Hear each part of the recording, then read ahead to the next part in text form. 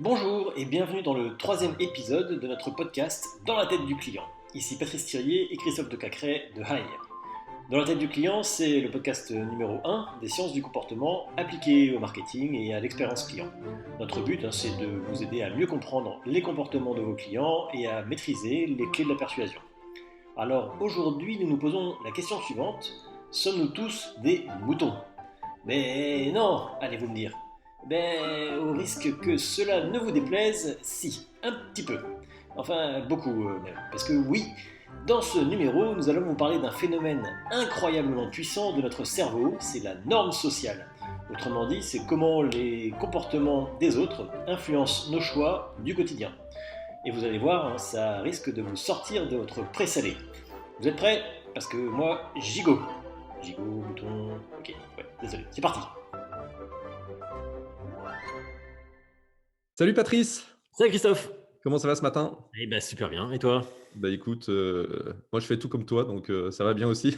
Non. Et ce qui permet d'introduire notre sujet, notre question. Oh, j'avais pas compris les transitions, Eh bah magnifique. ouais, tu vu ça? Ouais. Sommes-nous des gros moutons? Est-ce qu'on a, l'instinct grégaire ancré en nous? Peut-on y échapper? Tout ça et c'est ce qu'on va essayer d'éclairer, ce matin. Et c'est ce qu'on appelle en économie comportementale Moutonnerie. la moutonnerie ou, avec, des termes un tout petit peu plus scientifiques, la norme sociale. Et on peut se poser d'abord la question, mais Patrice, qu'est-ce que c'est que la norme sociale? Moi, ce que je dirais, c'est que c'est un mécanisme de notre cerveau qui nous incite à observer le comportement des autres Ouais. pour décider de celui qu'on veut adopter. Voilà, c'est ce que je me suis trouvé comme définition la plus proche, mais peut-être pas ce que tu as identifié, toi. Écoute, moi, j'ai commencé à me dire, mais d'où vient cette tendance, à suivre ce que font les autres? Et donc simplement pour rappeler, parce que tu sais que c'est toujours un de mes petits dadas que, c'est, effectivement, un biais ou une tendance générale que l'on a, qui est probablement le fruit de l'évolution humaine, hein, depuis l'époque des cavernes jusqu'à aujourd'hui. Parce que, pouvoir, être en groupe, c'était, pendant très, très longtemps et jusqu'à il y a pas longtemps du tout et encore un peu aujourd'hui, c'était une histoire de survie. Mmh. Et donc, le fait d'appartenir au groupe, c'était ce qui permettait de maximiser, son espérance de vie. Et donc, forcément, on a effectivement, d'ancrer en nous, cette volonté qui est plus ou moins consciente de, copier les autres en se disant, «C'est nécessaire que je me conforme aux habitudes du groupe pour, continuer à pouvoir faire partie du groupe». Et puis aussi, souvent et on y reviendra, sans doute, parce que, on se dit inconsciemment, que si les autres adoptent tel ou tel comportement, c'est probablement qu'ils savent un truc que moi je ne sais pas et donc bah, je bénéficie de leur connaissance et puis on remarque que, les bébés, les jeunes enfants, et puis jusqu'à, tard, hein, et bien, observent, apprennent essentiellement en observant, leurs parents, en observant les adultes, en observant leurs grands frères, leurs amis et cetera et Ouais. conforment leur comportement justement à ce qu'ils observent. Donc même dans la manière dont on a grandi, on a développé, c'est vrai, un certain instinct moutonnier. Ouais, je pense que ça Heu vient vraiment du fond de nos tripes, hein, et c'est en effet un facteur central probablement du maintien, de la survie de notre espèce. Donc c'est en effet, je pense, un truc vachement fort et vachement puissant. Et en fait, ça me fait penser moi à un autre exemple, qui est alors là pour le coup purement biologique et contre lequel tu ne peux juste rien faire. C'est quand, l'un d'entre nous se met à bâiller, parce que malheureusement ça nous arrive. Et tu vois, c'est le sujet des neurones miroirs, hein, qui ouais, est encore absolument, ouais. thématique. On n'est pas sûr de la norme sociale dans le sens je copie un comportement, parce que je comprends que les autres font quelque chose. Non, c'est vraiment du niveau de l'inconscient. Et d'ailleurs, certains scientifiques pensent que le sujet du fait de bâiller, est en fait un mécanisme, social entre nous, de signal pour dire: «C'est l'heure d'aller au lit, la troupe», là. Donc justement, ce serait un phénomène qui est extrêmement contagieux et sur lequel on peut rien faire, hein. Si tu veux faire l'essai maintenant, vas-y, je sais que tu t'es levé un petit peu tard, mais c'est un truc sur lequel on peut difficilement, lutter et qui est probablement également, biologique et un petit peu sur cette thématique-là de la norme sociale, en fait, inconsciemment. Ouais et il me semble également que, la norme sociale, c'est-à-dire cette volonté, de faire comme les autres, eh bien, elle est probablement très liée, à un autre mécanisme dont on a déjà eu l'occasion de parler, qui s'appelle, l'aversion à la perte, hein, qui là aussi, pour le coup, est quelque chose de très fort dans nos comportements, qui est qu'on n'aime pas perdre, et donc, la perspective de pouvoir perdre, l'appartenance au groupe, eh bien, c'est quelque chose, qui nous rebute profondément, là aussi, souvent de manière inconsciente et qui explique déjà un certain nombre de comportements. Alors on peut penser, par exemple, aux sondeurs qui ont beaucoup de mal à estimer la taille, de l'électorat, d'un parti comme le Front national puisque, dire tout fort, «Je suis, partisan du Front national», eh bien, c'est quelque chose qui est socialement, mal accepté par une majorité et du coup, c'est la possibilité d'être exclu, d'être mal vu et cetera et du coup, voilà, on voit ce mécanisme d'aversion à la perte pour continuer cette appartenance au groupe et puis, tous, on l'a vu, probablement, notamment à l'âge de l'adolescence, hein, moi je sais que tout le monde à l'époque, avait un blouson chevignon et moi j'avais pas de blouson chevignon et Moi non heu plus, il me semble, ouais. et voilà et donc je tannais mes parents pour avoir un blouson chevignon Tu parce avais que un TAN, mais tu avais pas un chevignon, tu vois? pardon? Tu tannais, mais tu avais un TAN et pas un chevignon. Voilà, exactement, c'était quand même, à 14 ans, c'était quand même vachement moins bien, quoi. Voilà, et donc les effets de mode, hein, clairement, jouent sur la question de la norme sociale, ouais. Ouais et ça me fait penser aussi au sujet de l'équation pour le coup de nos comportements. Tu sais, il y avait, B.J. Fogg là qui a fait, sa grande théorie du le comportement, c'est, la motivation fois la capacité à faire et le déclencheur. Donc c'est B égale MAT, motivation, ability et trigger et dans les sujets, intrinsèques, hein, de la motivation, il identifie, 2 facteurs sur les 6 de la motivation qu'il nomme, 2 qui sont liés au sujet de la norme sociale, dans le sens où c'est, l'acceptation dans le groupe et en sens inverse, du coup, le rejet, du groupe, hein. Et d'ailleurs, il identifie aussi ce sujet dans la capacité à faire. C'est-à-dire que, bah, plus les autres font un comportement ou un comportement qui nous semble acceptable, moins c'est difficile pour nous de le faire et du coup, ça aussi, ça joue grandement dans les comportements qu'on a, quoi. Ouais, complètement, ouais. En fait, si on emploie des termes là un petit peu techniques, il me semble que, la norme sociale, c'est quasiment une heuristique. Les heuristiques, Ouais. pour mémoire, hein, c'est des raccourcis mentaux qui fait que, quand on a une décision à prendre, eh bien, plutôt que d'analyser, tous les facteurs qui permettent de prendre rationnellement une décision, eh bien, parfois, on va, chercher un élément et on va décider simplement sur la base de cet élément, et donc c'est un raccourci qui nous évite, d'avoir trop à réfléchir. Mmh. Et c'est vrai que, Tellement puissant, lorsque ouais. pardon? Il est tellement puissant qu'on pourrait se demander si c'est pas une heuristique, ouais. Ouais, tout à fait, ouais, ouais et ça, c'est quelque chose qui a été théorisé, en tout cas, c'est par Cialdini qui a écrit des bouquins qui ont été des best-sellers, notamment sur la psychologie de la persuasion et dans la persuasion, effectivement, le fait, de promouvoir des comportements, qui sont adoptés, par beaucoup de gens et bien, c'est quelque chose qui aide, à encourager, tel comportement auprès de telle personne, voilà et c'est quelque chose qu'on voit, notamment en finance comportementale, hein, l'effet des bulles, c'est, à chaque fois le fait que, d'un seul coup, il y a une sorte d'emballement, de la population pour Mmh. telle ou telle, technique financière ou pour tel et tel support d'investissement. Et donc, voilà, on va dire que, il y a une surpopularité qui correspond plus à la réalité de la valeur, de ce véhicule d'investissement et ça crée la bulle. Mmh. Comme le On l'a pape. vu d'ailleurs, on l'a vu d'ailleurs, enfin encore récemment, hein, parce que, la preuve sociale que l'on va rechercher, la norme sociale, elle vient soit du groupe et donc de la foule, on va dire, Mmh. soit, c'est un on adopte un comportement en fonction d'un expert ou en fonction d'une star, en Référence, fonction ouais, d'une référence. personnalité et toujours en finance comportementale. Là, on l'a vu, autour des crypto-monnaies récemment, hein, il y a quelques temps, Elon Musk publie, une image de Dogecoin, qui est un peu, la blague des crypto-monnaies, et d'un seul coup, on passe de 9 transactions par minute sur le Dogecoin à 775 transactions par minute. Donc là, on voit bien que, il y a un effet, moutonnier qui s'est créé et puis plus récemment, hein, lorsque, Tesla, a acheté Mmh. là, pour, 1,5 milliard de bitcoin, et bien après cet achat, le cours s'est envolé de plus de 20%. Et puis il a encore fait un autre truc pareil, hein, qui avait généré un énorme buzz. Il avait parlé d'une boîte, je crois, et en fait, une boîte qui avait un nom proche d'une boîte qui était cotée en bourse, et la boîte qui était cotée en bourse avait explosé ses Exact. actions. Ouais. Je sais plus quel est le truc, mais c'était un truc de malade. Alors après, pour revenir dans les sujets peut-être plus de nos quotidiens, parce que moi, je suis pas un gros investisseur de crypto-monnaie, tu le sais bien, mais un petit peu quand même. Mais moi, je trouve que le révélateur assez concret de la norme sociale que je trouve fascinant, c'est dans les salles de spectacle. Tu sais, quand à la fin, la troupe revient sur scène et salue.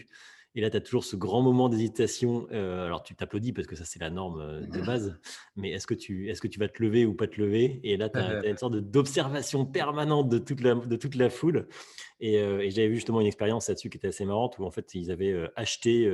Alors, c'était un petit public, hein, il y avait un public qui devait faire, je sais pas, 50 personnes ou 100 personnes. Donc, c'était pas une énorme salle comme l'Olympia, hein, c'était, voilà. Mais ils avaient acheté les deux ou trois premiers rangs, enfin, deux, trois personnes du premier rang, pardon, qui s'était levé avec un enthousiasme extraordinaire et tapait des mains avec un sourire jusqu'aux oreilles en disant voilà, c'était extraordinaire. Et c'est fou l'impact que ça avait. Et alors que dans la pièce en question, le mec qui parlait avait raconté des trucs qui n'avaient aucun sens et qui ne tenaient, enfin, qui ne voulaient rien dire, quoi. Tu vois. Et le fait, en fait, que le public voit que devant deux personnes s'étaient levées simultanément avec un enthousiasme incroyable avait suffi à ce que tout le monde se lève, enfin, une grande partie de la troupe de De la l'audience, salle. pardon, se lève quasiment simultanément. Et c'est quand tu regardes l'expérience en question, tu vois que les gens se regardent tous. Il y a une sorte de radar. Et c'est vraiment marrant à regarder. Il y a vraiment cette détection de qu'est-ce qu'on va faire maintenant, quel est le comportement que je vais adopter. Est-ce que moi j'accepte d'y être ou pas? Et en effet, tu as ceux qui se lèvent majoritairement, et puis il y en a quelques-uns qui disent mais non, c'est vraiment nul et qui restent assis. Mais en fait, ils sont très très minoritaires. Et évidemment, plus ils sont seuls, plus c'est dur. Voilà. Ouais, ouais, et d'ailleurs, enfin, je sais pas si c'est un truc que tu as déjà essayé de faire, mais moi, ça m'amuse, c'est quand tu es dans une conférence, de trouver les moments où tu peux être le premier à applaudir, quoi, et parier si savoir si si ça va suivre derrière ou pas. De temps en temps, tu te retrouves un peu comme un con, le seul à applaudir. Tu as tes voisins qui se retournent vers toi en disant: «Il est un peu chelou ce gars», mais c'est assez rigolo parce que souvent, effectivement, tu es capable de générer, une sorte de contagion, ouais. Ouais, c'est Alors clair. sur le domaine de cette norme sociale, hein, on voit qu'il y a plusieurs leviers qui existent. Il y a le levier de la foule, hein, qui est le plus classique. Il y a le levier de l'expert ou de la star, hein. On se rappelle qu'après le suicide de Marilyn Monroe, dans un genre beaucoup moins rigolo, eh bien, l'année qui a suivi, le nombre de jeunes femmes aux États-Unis qui s'est suicidé a augmenté de 12%. Donc on voit bien cet effet-là, et c'est dans tous les domaines. Et puis la preuve sociale, elle peut arriver du contexte, et ça j'aime bien l'exemple qui est, qui est donné par Malcolm Gladwell là, dans son bouquin sur le point de bascule. Mhm. Il explique que, à New York, dans les années, 89, la criminalité, la violence était vraiment endémique dans la ville, et enfin, c'était une ville beaucoup moins touristique probablement qu'aujourd'hui, en tout cas, qui avait une réputation de dangerosité qui était incroyable. Et bizarrement, c'était pas une histoire, il y avait pas d'explication, si tu veux, socio-économique qui permettait d'expliquer ça. Simplement, manifestement, le contexte portait, à ça. Voilà, la ville était assez sale, voilà, et donc à cette époque-là, il y a un gars qui s'appelle Kelling qui a sorti ce qu'il a appelé la théorie du carreau cassé, et Ouais. qui a dit qu'à partir du moment où chez toi, tu avais un carreau cassé, que tu le réparais pas, et ben, du coup, tu faisais de moins en moins attention aux autres éléments de ton contexte, et puis qu'à la fin, tu vivais dans une poubelle.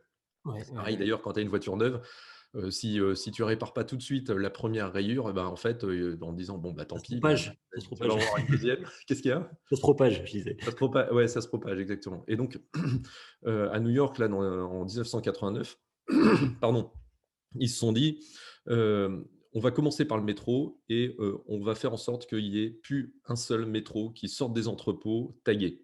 Et donc, ils ont mis des règles extrêmement, strictes. Il y avait des équipes qui, jour et nuit, nettoyaient les métros, et du coup, il y avait des métros propres qui arrivaient aux stations.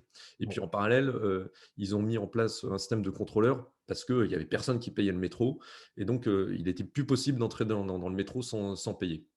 Eh bien, ce contexte qui avait changé, simplement dans le métro, new-yorkais, a eu un effet absolument dingue. puisque en un an simplement, la violence a diminué de 75% à New York.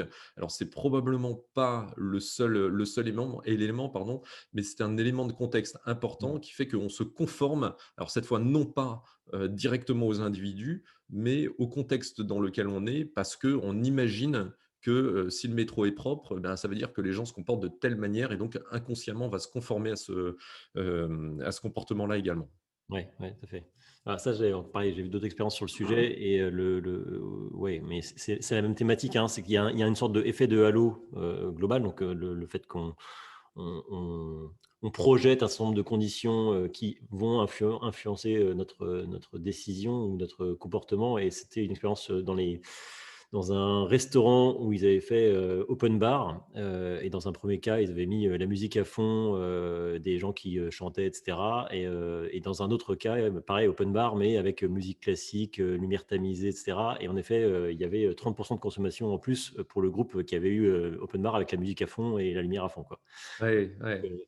Et là, pareil, tu as un phénomène qui est à la fois un phénomène enfin, de situation, de halo, donc, parce que c'est la fête, tu bouffes plus vite et donc ton cerveau prend moins attention à sa satiété, etc.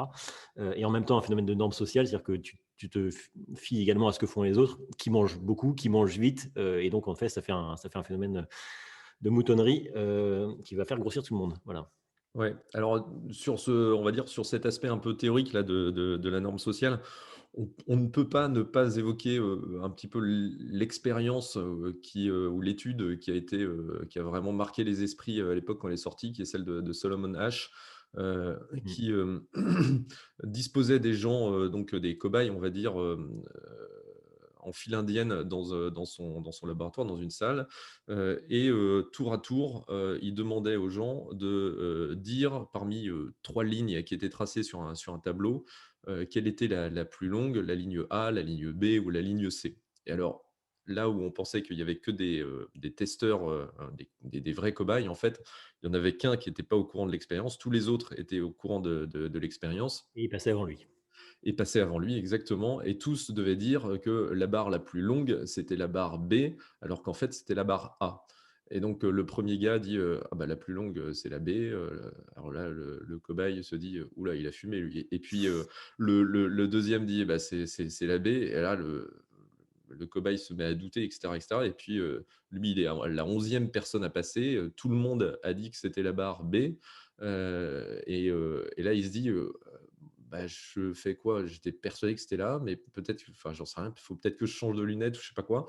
Mm. Et dans 75% des cas, c'est-à-dire ouais, les trois quarts des personnes vont répondre bah, comme tout le monde, c'est-à-dire ouais, c'est la barre B qui est la plus longue. Voilà. Tout en sachant ils sont en dissonance en plus, hein, oui, enfin, ils savent bien que c'est pas le choix qu'ils auraient fait naturellement. Oui. Ouais, exactement, exactement. Ça nous pose une autre question. Alors, c'est important de savoir, c'est quels sont justement les facteurs qui vont faire qu'on va se fier à cette norme sociale ou au contraire qu'on va se dire, bah fuck, non, je suis pas d'accord, je me rebelle. T'as, Ouais. Alors, t'as ce qui est réfléchi un peu rigolo, à ça? ouais, pardon, vas-y, vas-y, vas-y. Non, non, vas-y, t'as Ouais, peut-être. non, mais ce qui est rigolo justement, c'est que là, je pense que parmi, les dizaines de milliers d'auditeurs, qui nous écoutent, tous se disent, «Ah ben, moi, je fais partie des 25% qui auraient dit: "Bah non, c'est la barre A"», tu vois? Ouais. Et parce que, comme tous les biais cognitifs d'ailleurs, hein, ils sont assez, largement, inconscients, et qu'au moment où on fait les choses, on n'a pas forcément conscience qu'on est victime de ce biais-là. Et c'est vrai qu'on le voit également dans les formations, notamment que l'on peut faire. Il y a toujours un air de scepticisme Ouais. de certains participants sur certains des biais cognitifs qu'on peut évoquer en disant ouais, non, moi je suis. Enfin, ça, ouais, ça marche sans doute sur les autres, entre parenthèses, les autres sont vraiment des abrutis, mais sur moi, ça marcherait pas, quoi. Voilà. Ouais. C'est vrai, il y a ça Et dans moi, les une pour le sorte de coup, réaction. Vas-y, vas-y. Ouais. ouais, non, mais en fait, ça, j'y pense.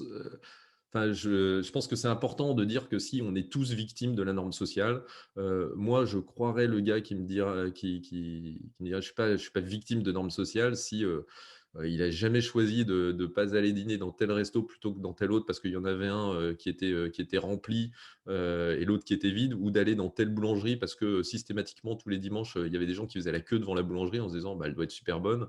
Je le croirais s'il a jamais suivi, tu vois, le sens des voyageurs sur le quai d'une gare ou du métro. Tu sais, tu sors, tu sais pas où est la sortie. Et ben, en Ouais. fait, plutôt que de regarder où est la sortie, souvent tu regardes vers où tous les gens se déplacent, ou qui a jamais été victime, entre guillemets, tu vois, enfin, ou influencé plutôt par un prof, par une star, par le conseil d'un ami qui vit euh, complètement à rebours de la mode. Bref, en gros, à moins que le gars il vive nu dans une grotte, auquel cas c'est un sociopathe, et donc je suis pas sûr que ce soit plus enviable finalement. Mais je pense qu'on est tous victimes. Alors certes à un degré différent, mais on est tous victimes de la norme sociale, ce qui explique que ce soit un sujet dont se sont emparés énormément les marques pour essayer de jouer justement avec sa norme sociale et de faire en sorte qu'elles puissent encourager certains comportements de leurs clients. Voilà. Ouais, mais c'est vrai que ça se traduit de 1000 manières et ton sociopathe, là, il a pas dû aller sur Amazon non plus, et encore moins sur Wish, hein, pour, il a dû acheter les trucs qui avaient 0 étoile de manière volontaire, ou même pire, qui avaient, beaucoup de notes, mais bien pourries, tu vois? C'est quand même plutôt rare, même pour un sociopathe. Alors du coup, parce que c'est bien parce que je te posais une question, mais tu m'as répondu à autre chose que la question, mais je Ah vais ouais, du bah coup alors vas-y, reposer la repose question. ta question. Mais en fait, j'ai l'habitude de ne pas écouter ce que tu me racontes pour éviter justement cet instinct grégaire. Bon, et du coup, moi, je me demandais si tu avais regardé quels étaient les facteurs, qui faisaient que justement on allait suivre ou pas, cette norme sociale. Parce que parfois, comme sur le cas, de H que tu viens de raconter là, on sait bien que c'est pas le comportement qu'on aurait eu naturellement, tu vois? Et du coup, qu'est-ce qui pèse dans la balance? Et en fait, a priori, moi, je vois trois choses. Il y a le comportement en question. Alors là, sur H, c'était juste se positionner sur un jugement, donc c'est pas forcément grand-chose. Tu vois, quand c'est pareil dans la salle de spectacle, que tu te lèves ou pas, il y a pas d'énormes freins, il y a pas d'enjeu, tu vois? Donc c'est pas quelque chose de très, très compliqué. Et ce comportement en question, en fait, aussi, plus tu es à l'aise, plus tu l'as déjà fait auparavant, plus tu connais l'environnement, le contexte, moins tu as de chances de suivre le comportement de la majorité parce que tu sais comment ça se passe. Donc, Ouais, donc quand tu es face à une nouveauté ou à une c'est ça. situation nouvelle, tu es plus susceptible ça de suivre le comportement des autres. Je pense qu'il y a un truc là-dessus, ouais, en effet, sur la nouveauté et le degré d'engagement qui est demandé versus le bénéfice qui est attendu aussi, hein, parce qu'il y a un petit peu de ça, aussi, Ouais, hein. ouais. Si, tu me demandes, d'aller, faire, un tour, de mon pâté de maison, à cloche-pied, en caleçon, en plein hiver, et que tu me donnes, beaucoup d'argent pour ça, je vais peut-être le faire, mais en effet, je vais peut-être aussi réfléchir à la norme sociale, et je vais me demander si comment ça va être perçu par les autres? Est-ce que je peux déjà le faire? Qu'est-ce que je vais gagner à le faire, et cetera? Et donc Avec ton pied il va y cassé en avoir un ce moment, tu n'y compromis arriverais sur pas, ça. mais Pardon? avec ton pied cassé en ce moment, tu n'y arriverais pas de toute façon, En plus, réfléchis c'est pas. pas gagné. Donc ouais, 1er truc, je pense qu'il y a le sujet du comportement et de ce qui tire, en termes de nouveautés et d'environnement. Il y a un sujet sur nos propres caractéristiques. En gros, est-ce qu'on a confiance en nous? Est-ce qu'on a ouais, est-ce qu'on a nos compétences nous permettent de nous dire: «Bah, c'est bon, je connais ce sujet-là, je sais faire, donc c'est pas un sujet». Voilà, donc un sujet de Ouais, caractéristique. Et puis un sujet de groupe, parce qu'évidemment, plus tu es proche du groupe en question, plus il te ressemble, plus tu es à même aussi d'être soumis, à ce mouvement, conformiste, on va dire.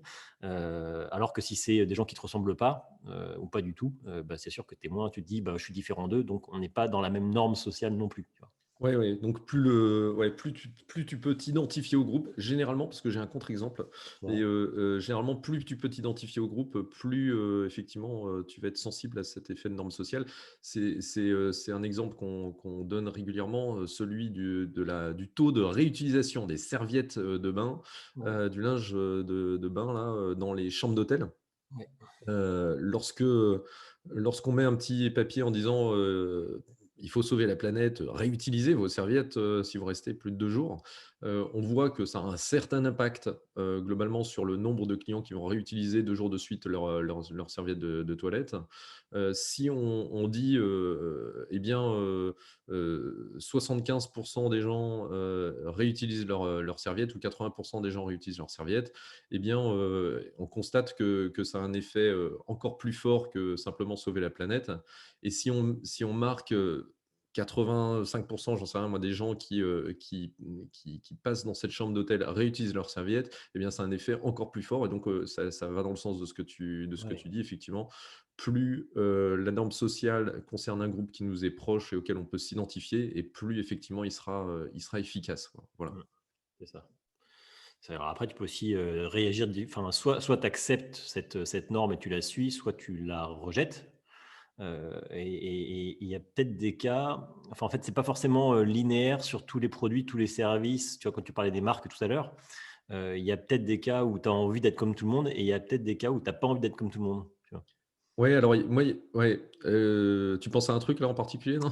plein de trucs, mais Ouais. je sais pas ce que tu as en tête, mais non, non, mais c'était le constat que, tu vois, pour plein de produits, je pense quand tu vas au supermarché, si on te mettait à chaque fois le choix numéro un de produits que tu connais pas, tu prendrais facilement celui que tu connais, enfin celui qui a été recommandé par les autres, quoi, tu vois. Donc, par contre, pour des choses un petit peu plus marquants émotionnellement, genre du matériel électronique, des vêtements, une voiture, et ben là, tu vois, je veux pas un truc comme tout le monde, quoi. Je Ouais. veux le truc, hyper précis pour moi qui correspond à mon envie, à ma personnalité, voilà, à ce que je suis, quoi. Voilà. Alors Est-ce c'est que marrant tu parce que identifies?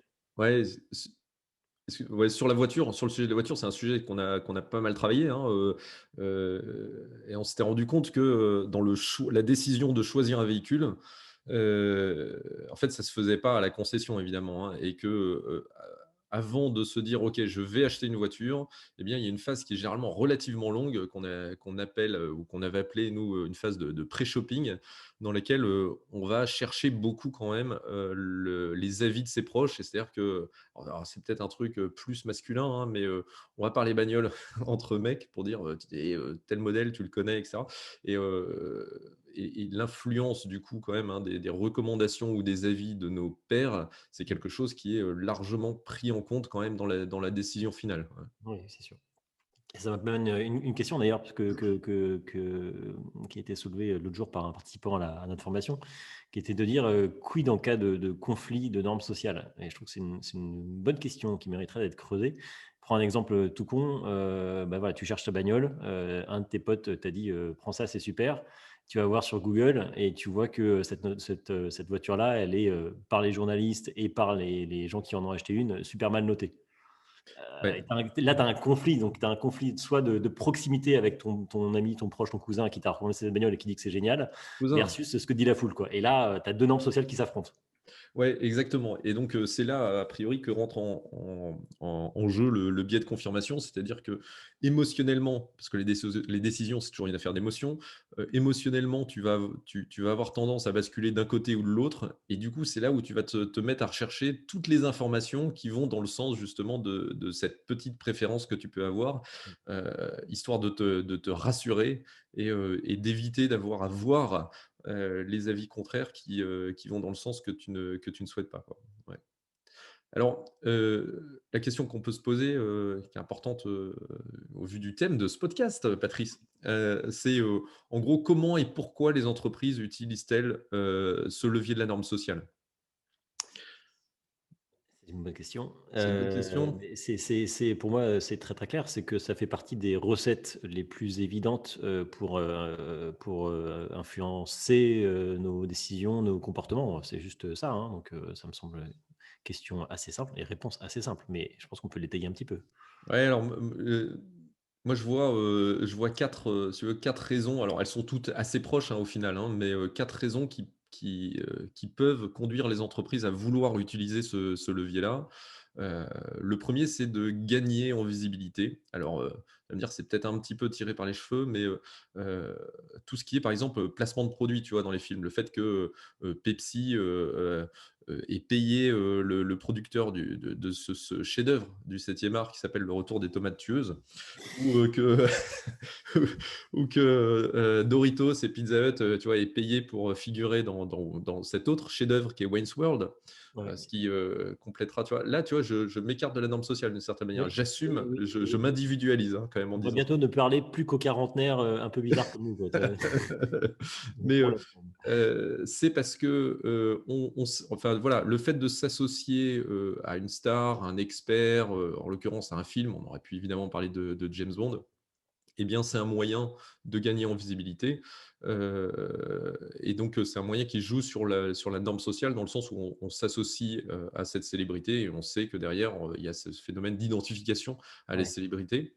Euh, il y a, pour gagner en célébrité, en célébrité, en visibilité plutôt, tu vois, mais on avait le vu à la TV Ouais. il y a quelques années. Il y a aussi, tu vois, moi, c'est un truc qui, je mets du temps à me demander, à comprendre pourquoi il faisait ça, mais euh, quand un appartement ou une maison est vendu, tu vois, l'agence Le immobilier, panneau.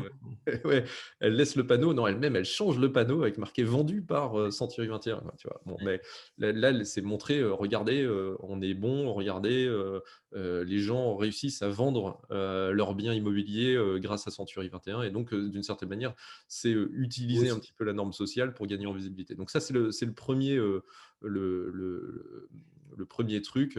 euh, la première raison, on va dire, pour laquelle les entreprises pourraient vouloir utiliser ce levier de la norme sociale. Il y a une deuxième raison qui est d'écarter l'aversion à la perte. On a vu hein, le lien entre norme sociale et aversion à la perte. Mm. En gros, quand je dois me décider pour faire tel ou tel achat, il y a toujours cette question à l'intérieur de nous qui est est-ce que vraiment ça vaut le coup? Est-ce que je serais mieux après l'achat ou pas, quoi? Ou est-ce que finalement je vais avoir l'impression d'avoir perdu mon argent? Et de ce point de vue-là, tu vois, par exemple, quand je vois que Robert le bricoleur là, sur YouTube, eh ben, il utilise la fraiseuse à lamelles Silverline, ben, moi, ça me rassure parce que quand je vais sur les forums experts, tu vois, les gens disent Silverline, c'est quand même pas une marque extraordinaire, mais tu vois, j'estime infiniment le travail de Robert le bricoleur et donc forcément le voir utiliser ce genre d'outils, ben, ça va pouvoir me rassurer et donc diminuer l'aversion à la perte potentielle que j'aurais si j'investis dans cette fraiseuse à lamelles Silverline. Grâce Même à la si fraise de finalement, Robert que tu as pris la fraiseuse, en fait. pardon? Grâce à la fraise de Robert que tu as pris la fraiseuse. Ah, exactement. Non, en fait, finalement, j'ai pris une DeWalt, mais on s'en fout. Euh, et ou également, tu vois, sur LinkedIn, quand je demande des recommandations Ouais. de mon patron ou d'un ancien patron, là aussi, hein, l'objectif, c'est d'aider un futur employeur à gommer l'aversion à la perte potentielle qu'il aurait en me recrutant. Donc, ça, c'est la deuxième raison. Il y a une troisième raison qui est d'aider au choix. On sait que euh, voilà, il y a une pléthore de choix, quels que soient les domaines. Il n'y a jamais une seule marque, tu vois, qui ressort. Et donc, il y a toujours la question laquelle je choisis. Et même à l'intérieur de la marque, quelle formule je vais choisir ou quel pack je vais vouloir choisir.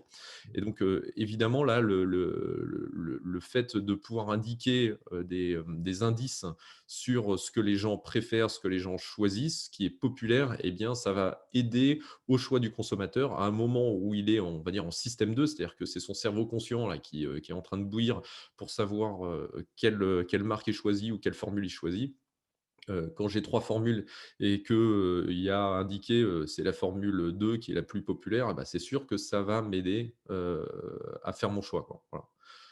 Et ce qui explique d'ailleurs le boom incroyable du marketing d'influence, hein, parce que le marketing d'influence, c'est justement avoir un expert, entre guillemets, qui me vante tel produit. Et donc, si j'hésitais à choisir ce produit-là, eh bien, j'hésite beaucoup moins parce qu'il y a ce phénomène d'influence. Aujourd'hui, alors c'est un chiffre qui m'a épaté, le marketing d'influence, ça représente 20 milliards de dollars en tout, et ça fait x10 en 5 ans. Et la raison à ça, c'est La qu'on notion sait de que… marketing d'influence, c'est marketing par des influenceurs, c'est ça que ça veut dire? Parce Ouais, que c'est le ça, ouais, ouais, marketing, tout à fait, c'est ouais. toujours une stratégie d'influence, en fait. Oui, oui, Le oui, tout à marketing fait. sert l'influence. Enfin, il Oui, sert ouais, voilà. on sait qu'en gros, il y a 4 consommateurs sur 5, si tu veux, qui achètent sur la recommandation d'un proche ou de la foule, etc., grâce à la norme sociale, d'où l'explication. Voilà. Et d'ailleurs, c'est assez étonnant de voir qu'il il y a des pans économiques aujourd'hui de l'activité, il y a des boîtes hyper importantes, et notamment certains secteurs, qui n'utilisent pas encore du tout ce marketing d'influence. Et puis le dernier point, évidemment, bah, c'est utiliser la norme sociale pour vendre plus. Et là, typiquement, on peut citer, tu vois, les algorithmes qui te disent, tu viens d'acheter tel truc, et bien les gens comme toi qui ont Ouais. acheté tel truc, ils achètent aussi tel autre truc. Et donc là aussi, il y a probablement cette influence, alors pour le coup, je pense plutôt inconsciente, de se dire bah, si les autres ont fait ça, peut-être que ça vaut le coup que je me pose moi la question de le faire également, quoi. Voilà. Et puis, dernier exemple sur le vendre plus grâce à la norme sociale. Évidemment, tu vois, c'est les réunions Tupperware ou aujourd'hui plutôt les réunions Thermomix. Et là, typiquement, c'est vraiment le truc où on utilise quasiment que la norme sociale pour vendre parce que c'est recommandé, le produit est recommandé par un pote ou Mmh. par quelqu'un qui est proche en tout cas de toi. Et puis tu y vas avec tes copines et tes autres copines, elles sont aussi intéressées. Et donc forcément, tu n'as pas envie d'être la seule qui revient sans le Thermomix. J'ai jamais été invité à une réunion Thermomix. Je suis vexé parce que c'est que madame qui a eu le droit. Et je me demande si c'est pas un peu sectaire de leur part parce que quand même, moi Bah, j'aimerais c'est bien. hyper genré, Thermomix, hein, Ah ouais. ouais, c'est fou ça quand même. Alors moi, au final, je trouve que ça fait surtout du bruit. Heu, j'ai pas vu C'est très encore bien, trop le côté pratique. c'est très bien. Bref. Ouais, ouais, et donc tu peux redire les 4 trucs que tu as dit là, les 4 Ouais, impacts? bah, gagner en visibilité, Ouais, écarter l'aversion à la perte, ouais, aider au choix ouais. et vendre plus. En plus. Alors ce que je me demandais, c'est est-ce qu'il y a une prépondérance de la norme sociale dans les secteurs B2C versus B2B, en fait? Quand j'écoutais tes 4 pistes là. Ouais, c'est une bonne question. Mon sentiment, mais ça mériterait un développement qu'on va pas avoir le temps de faire là. Mon sentiment, c'est que, hem, on est dans un mode de réflexion beaucoup plus rationnel en B2B qu'en B2C. C'est-à-dire qu'en B2B, il y a une place beaucoup moins importante, aux achats d'impulsion, qu'en B2B. C'est vrai. Voilà, alors, est-ce que ça veut dire que du coup on n'est pas sensible, à aucun des biais cognitifs, lorsqu'on est en B2B? Non, je suis même convaincu du contraire. En revanche, je pense que c'est pas du tout les mêmes leviers, qui s'exercent, même si, sur la norme sociale, tu vois, le fait, enfin, là je pense à une entreprise en particulier que je connais un petit peu, qui s'est engagée il y a quelque temps sur Salesforce comme solution de CRM. Dans le dossier d'investissement qui était présenté au COMEX, il y avait forcément le fait que telle et telle grosse boîte ou tel et tel gros concurrent, bah, ils avaient tous choisi Salesforce, quoi. Et clairement, dans la stratégie de vente de Salesforce, hein, on voit vachement quand même le fait, enfin, ils mettent en avant tous les clients qui sont dans le Fortune 500 et qui utilisent leur solution. Donc, d'une certaine manière, ils utilisent aussi hein, le pouvoir de la norme sociale. Je pense que c'est en effet, c'est peut-être pas les mêmes process, enfin, c'est pas les mêmes process de vente. Tu as raison, la partie, achat, d'impulsion n'est pas la même. Donc c'est probablement, le levier reste tout aussi puissant, mais il est peut-être moins souvent mis en avant, que sur les achats, grand public, d'une part et d'autre part, il y a peut-être aussi moins de il y a peut-être souvent moins de marketing en B2B qu'en B2C, et pour autant, il y a enfin oui, quand il est utilisé, il marche bien, hein, et je pense que tu as raison, le sujet des références en B2B, pour le coup, est un sujet majeur de l'adoption. Et c'est pour ça que quand on est une boîte, bah, c'est bien de faire des colloques avec des clients et des prospects. C'est bien voilà, de faire quelques actions qui montrent que tu es actif et que tu es la norme sur ton sujet, quoi. Voilà. Ouais, d'ailleurs, ça me fait penser qu'il faudrait que tu rajoutes sur le site les derniers grands comptes avec lesquels on a travaillé. Assez de place, il y en a trop. Qu'est-ce qu'il y a? Qu'est-ce qu'il y a? Il n'y a pas assez de place sur le site. Bon, et puis peut-être pour finir quand même, ça me paraîtrait intéressant d'avoir ton sentiment sur les dangers qu'il peut y avoir autour de l'utilisation de la norme sociale. Est-ce que c'est un truc qui marche à tous les coups? Est-ce que c'est un truc sur lequel on peut se dire il n'y a rien à perdre, essayons quand même? Ou est-ce qu'il y a des points de vigilance ou voilà, des trucs qui font que peut-être il faut se méfier dans l'utilisation de ce levier comportemental? Appliqué au marketing ou au Ouais, sens, appliqué au marketing, global? ouais. Global? Parce que alors je pensais forcément, quand tu me dis cette question, je pense au sujet de l'humanité, et dans l'histoire de l'humanité, on a bien vu que la norme sociale n'était pas toujours, la meilleure inspiration. Ouais. On peut dire ça comme ça, avec les mouvements de foule, avec les mouvements politiques. Enfin, tu vois, il y a plein d'illustrations, d'ailleurs très concrètes et souvent effrayantes, de normes sociales et de comportements, ouais, de groupes, tu vois, qui peuvent être hyper violents. Enfin, il y a plein de dérivés, vachement dangereuses. Même le Comme Black Friday d'ailleurs, hein. Ça peut être hyper violent. Oui, oui, c'est vrai qu'on a vu des vidéos de gens qui se tapaient sur la gueule pour des pots de Nutella quand même, donc bon, Ouais, ça peut mener loin. Je sais pas, c'est pas tant la norme sociale que la rareté en l'occurrence, mais tu as raison. Donc sur la partie, marketing, je pense que le sujet, c'est d'être, enfin, il faut que ça reste authentique, en fait. Je pense que déjà, il faut pas pipoter ta norme si tu essaies d'être une référence sur un sujet. Il faut être lucide, il faut pas chercher à tromper. Je pense là à toutes les boîtes qui ont mis des avis, fictifs, sur internet pour dire, «Ah, c'est une très bonne entreprise» ou sur les applications. Évidemment, il faut que ce soit sincère parce que je pense qu'un jour ou l'autre, ça se paye. Et puis, normes sociales, le danger, c'est que tu pars d'un. Enfin, je repense à d'autres cas d'usage. C'est que si tu t'appuies sur la norme sociale, tu vas peut-être pas forcément aller toujours dans l'intérêt de ton business.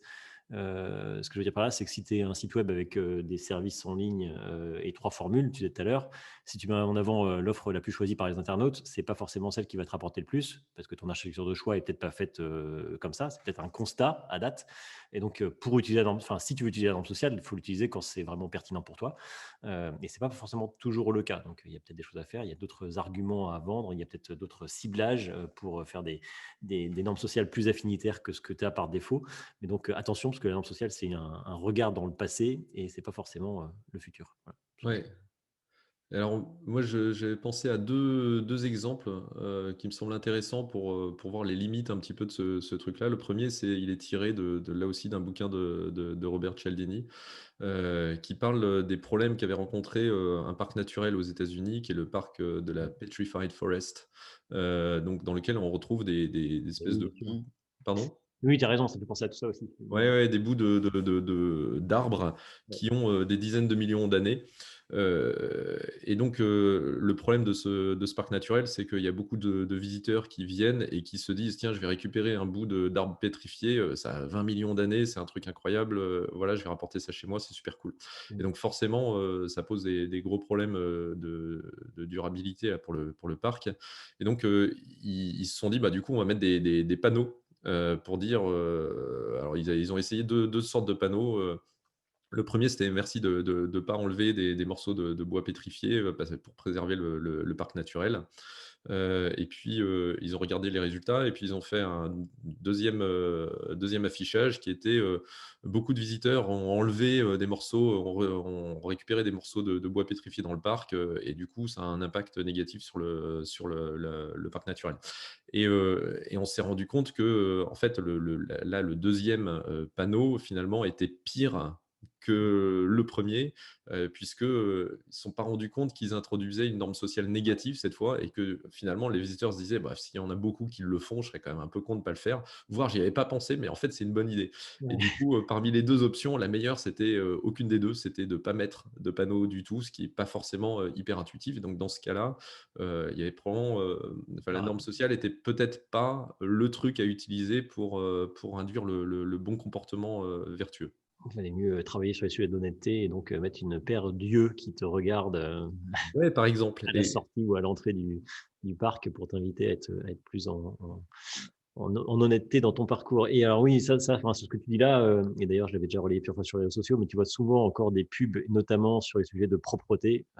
Il y en a plusieurs, et je me souviens une qui est entre la Bretagne et l'Île-de-France, là, que je croise en voiture à chaque fois, qui me fait toujours, il m'énerve à chaque fois, qui est une photo dégueulasse avec plein de mégots, de paquets de plastique, sur le bord de la route. Donc tu comprends que c'est le bord de la route et il y a marqué, cette route n'est pas une poubelle. Tu vois. Et ben, le mettez pas en avant parce que tu fais des associations directes entre poubelle et route, et tu considères que tout le monde le fait, donc tu peux le faire aussi. Donc c'est juste l'inverse de ce qu'il faut faire en termes de com si on veut impacter via la norme sociale, quoi. Donc tu as Ah ouais, raison. complètement. C'est un mécanisme d'hypnose, d'ailleurs, hein, ne pense pas à un chat bleu, bah, à quoi tu penses? Là, tu penses à un chat bleu, quoi, tu vois?